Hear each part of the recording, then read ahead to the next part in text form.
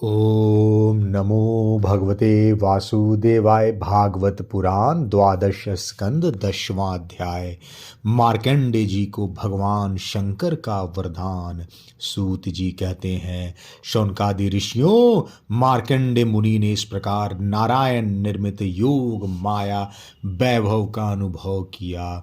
अब यह निश्चय करके कि इस माया से मुक्त होने के लिए मायापति भगवान की शरण ही एकमात्र उपाय है, उन्हीं के शरण में स्थित हो गए। मार्कंडे जी ने मन ही मन कहा, प्रभो, आपकी माया वास्तव में प्रतीति मात्र होने पर भी सत्य ज्ञान के समान प्रकाशित होती है और बड़े बड़े विद्वान भी उसके खेलों में मोहित हो जाते हैं। आपके श्री चरण कमल ही शरणागतों को सब प्रकार से अभय दान करते हैं, इसलिए मैंने उन्हीं की शरण ग्रहण की है। सूत जी कहते हैं, मार्कंडे जी इस प्रकार शरणागति की भावना में तन्मय हो रहे थे। उसी समय भगवान शंकर भगवती पार्वती जी के साथ नंदी पर सवार होकर आकाश मार्ग से विचरण करते हुए उधर आ निकले और मार्कंडे जी को उसी अवस्था में देखा। उनके साथ बहुत से गण भी थे। जब भगवती पार्वती ने मार्कंडे मुनि को ध्यान की अवस्था में देखा, तब उनका हृदय वात्सल स्नेह से उमड़ आया। उन्होंने शंकर जी से कहा, भगवन, तनिक इस ब्राह्मण की ओर तो देखिए। जैसे तूफान शांत हो जाने पर समुद्र की लहरें और मछलियां शांत हो जाती हैं और समुद्र की लहरें और समुद्र घोर गंभीर हो जाता है, वैसे ही इस ब्राह्मण के शरीर, इंद्रिय और अंतःकरण शांत हो रहा है। समस्त सिद्धियों के दाता आप ही हैं, इसलिए कृपया करके आप इस ब्राह्मण को तपस्या का प्रत्यक्ष फल दीजिए। भगवान शंकर ने कहा, देवी, ये ब्रह्मर्षि लोक अथवा परलोक की कोई भी वस्तु नहीं चाहते, और तो क्या इनके मन में कभी मोक्ष की भी आकांक्षा नहीं होती। इसका कारण यह है कि घट घटवासी अविनाशी भगवान के चरण कमलों में इन्हें परम भक्ति प्राप्त हो चुकी है। प्रिय, यद्यपि इन्हें हमारी कोई आवश्यकता नहीं है, फिर भी मैं इनके साथ बातचीत करूंगा, क्योंकि ये महात्मा पुरुष हैं। जीव मात्र के लिए सबसे बड़े लाभ की बात यह है कि संत पुरुषों का समागम प्राप्त हो। सूत जी कहते हैं, शौनक जी, भगवान शंकर समस्त विद्याओं के प्रवर्तक और सारे प्राणियों के हृदय में विराजमान अंतर्यामी प्रभु हैं। जगत के जितने भी संत हैं, उनके एकमात्र आश्रय और आदर्श भी वही हैं।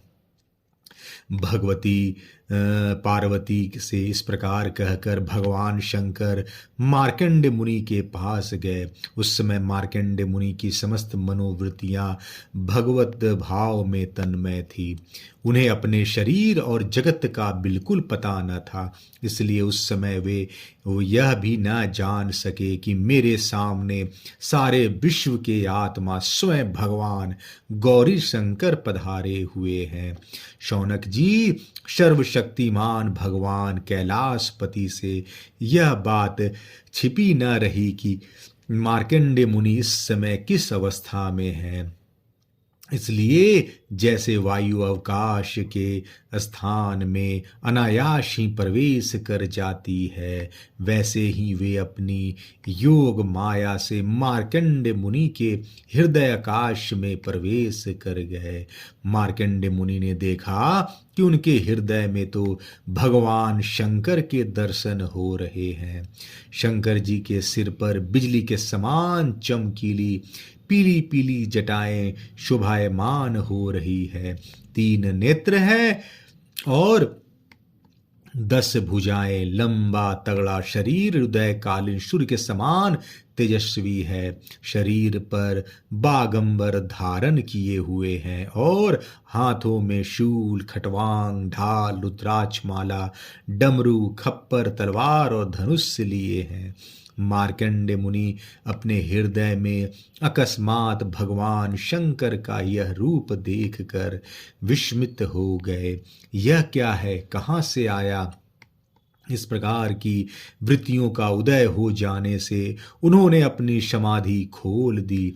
जब उन्होंने आंखें खोली तब देखा कि तीनों लोकों के एकमात्र गुरु भगवान शंकर श्री पार्वती जी तथा अपने गणों के साथ पधारे हुए हैं। उन्होंने उनके चरणों में माथा टेक कर प्रणाम किया। तदंतर मार्कंड मुनि ने स्वागत आसन, पाद, अर्ध, गंध, पुष्प, माला, धूप और दीप आदि उपचारों से भगवान शंकर, भगवती पार्वती और उनके गणों की पूजा की। इसके पश्चात मार्कंडे मुनि उनसे कहने लगे, सर्वव्यापक और सर्वशक्तिमान प्रभो, आप अपनी आत्मभूति और महिमा से ही पूर्ण काम है। आपकी शांति और सुख से ही सारे जगत में सुख शांति का विस्तार हो रहा है। ऐसी अवस्था में मैं आपकी क्या सेवा करूं? मैं आपके त्रिगुणातीत सदाशिव स्वरूप को और शतगुण से युक्त शांत स्वरूप को नमस्कार करता हूं। मैं आपके रजोगुण युक्त सर्व परवर्तक स्वरूप एवं तमोगुण युक्त अघोर स्वरूप को नमस्कार करता हूं। सूत जी कहते हैं, शौनक जी, जब मार्कंडे मुनि ने संतों के परमाश्रय देवाधिदेव भगवान शंकर की इस प्रकार स्तुति की तब वे उन पर अत्यंत संतुष्ट हुए और बड़े प्रसन्न चित्त से हंसते हुए कहने लगे। भगवान शंकर ने कहा, मार्कंड जी, ब्रह्मा, विष्णु तथा मैं, हम तीनों ही वरदाताओं के स्वामी हैं। हम लोगों का दर्शन कभी व्यर्थ नहीं जाता। हम लोगों से ही मरणशील मनुष्य भी अमृतत्व की प्राप्ति कर लेता है। इसलिए तुम्हारी जो इच्छा हो वही वर मुझसे मांग लो। ब्राह्मण स्वभाव से ही परोपकारी, शांतचित एवं अनासक्त होते हैं। वे किसी के साथ बैर भाव नहीं रखते और समदर्शी होने पर भी प्राणियों का कष्ट देखकर उसके निवारण के लिए पूरे हृदय से जुट जाते हैं। उनकी सबसे बड़ी विशेषता तो यह होती है कि वे हमारे अनन्य प्रेमी एवं भक्त होते हैं। सारे लोक और लोकपाल ऐसे ब्राह्मणों की वंदना, पूजा और उपासना किया करते हैं। केवल वे ही नहीं, वे ही क्यों, मैं भगवान ब्रह्मा तथा स्वयं साक्षात ईश्वर विष्णु भी उनकी सेवा में संलग्न रहते हैं। ऐसे शांत महापुरुष मुझ में, विष्णु भगवान में, ब्रह्मा में, अपने में और सब जीवों में अनुमात्र भी भेद नहीं देखते। सदा सर्वदा सर्वत्र और सर्वथा एक रस आत्मा का ही दर्शन करते हैं। इसलिए हम तुम्हारे जैसे महात्माओं की स्तुति और सेवा करते हैं। मार्कंड जी, केवल जल में तीर्थ ही तीर्थ नहीं होते तथा केवल जड़ मूर्तियां ही देवता नहीं होती। सबसे बड़े तीर्थ और देवता तो तुम्हारे जैसे संत हैं, क्योंकि वे तीर्थ और देवता बहुत दिनों में पवित्र करते हैं, परंतु तुम लोग दर्शन मात्र से ही पवित्र कर देते हो। हम लोग तो ब्राह्मणों को ही नमस्कार करते हैं, क्योंकि वे चित्त की एकाग्रता, तपस्या, स्वाध्याय, धारणा, ध्यान और समाधि के द्वारा हमारे वेद में शरीर को धारण करते हैं। मार्कंड जी, बड़े बड़े महापापी और अंतज्ञ भी तुम्हारे जैसे महापुरुषों के चरित्र श्रवण और दर्शन से ही शुद्ध हो जाते हैं। फिर वे तुम लोगों के संभाषण और सहवास आदि से शुद्ध हो जाएं, इसमें तो कहना ही क्या है। शौनक आदि ऋषियों, चंद्रभूषण भगवान शंकर की एक एक बात धर्म के गुप्तम रहस्य से परिपूर्ण थी। उसके एक एक अक्षर में अमृत का समुद्र भरा हुआ था। मार्कंडेय मुनि अपने कानों के द्वारा पूरी तन्मयता के साथ उसका पान करते रहे, क्योंकि उन्हें तृप्ति न हुई। वे चीरकाल तक विष्णु भगवान की माया से भटक चुके थे और बहुत थके हुए भी थे। भगवान शिव की कल्याणी वाणी का अमृत पान करने से उनके सारे क्लेश नष्ट हो गए। उन्होंने भगवान शंकर से इस प्रकार कहा। मार्कंडेय जी ने कहा, सचमुच सर्वशक्तिमान भगवान की यह लीला सभी प्राणियों की समझ के परे है।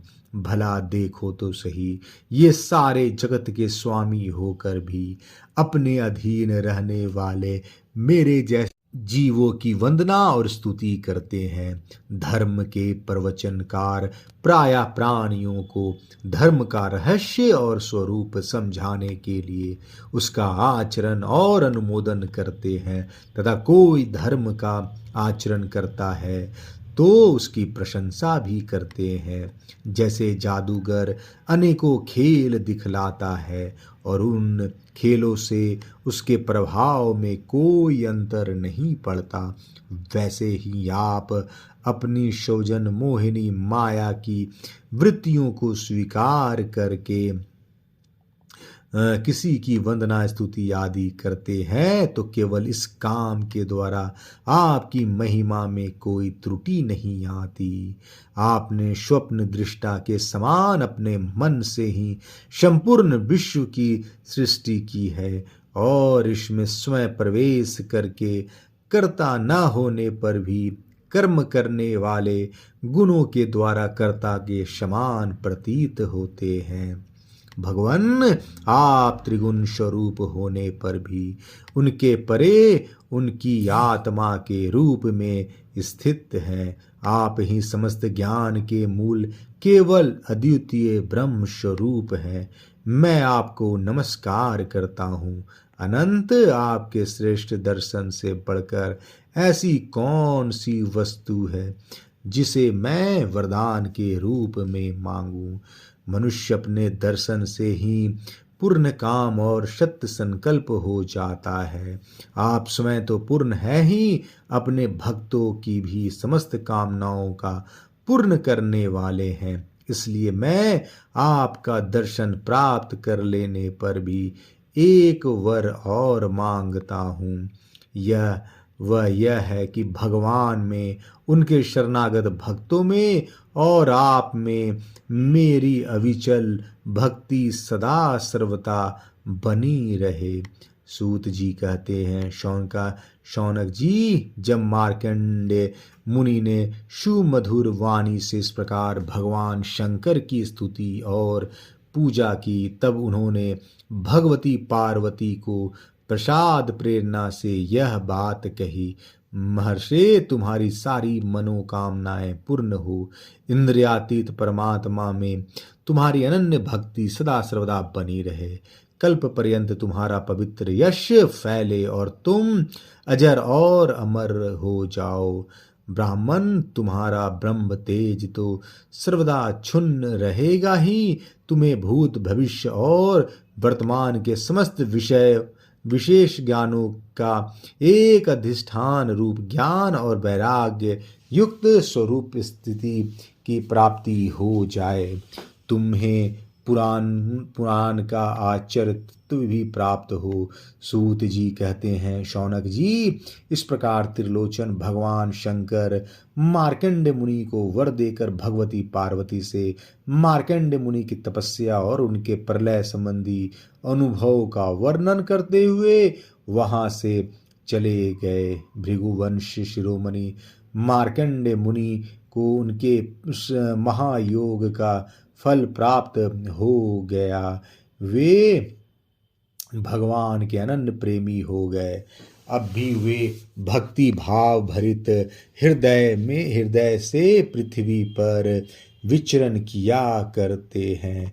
ऐसे परम ज्ञान संपन्न मार्कंडे मुनि ने भगवान की योग माया से जिस अद्भुत लीला का अनुभव किया था वह मैंने आप लोगों को सुना दिया। शौनक जी, यह जो मार्कंडे जी अनेक कल्पों का सृष्टि प्रलय का अनुभव किया वह भगवान की माया का ही वैभव था, तत्कालीन था और उन्हीं के लिए था, सर्वसाधारण के लिए नहीं। कोई कोई इस माया के रचना को न जानकर अनादि काल से बार बार होने वाले सृष्टि प्रलय ही इसको भी बतलाते हैं। इसलिए आपको यह शंका नहीं करना चाहिए किसी कल्प के हमारे पूर्वज मार्कंडे जी की आयु इतनी लंबी कैसे हो गई। भृगुवन शिरोमणे, मैंने आपको यह जो मार्कंडे चरित्र सुनाया है वह भगवान चक्रपाणि के प्रभाव और महिमा से भरपूर है।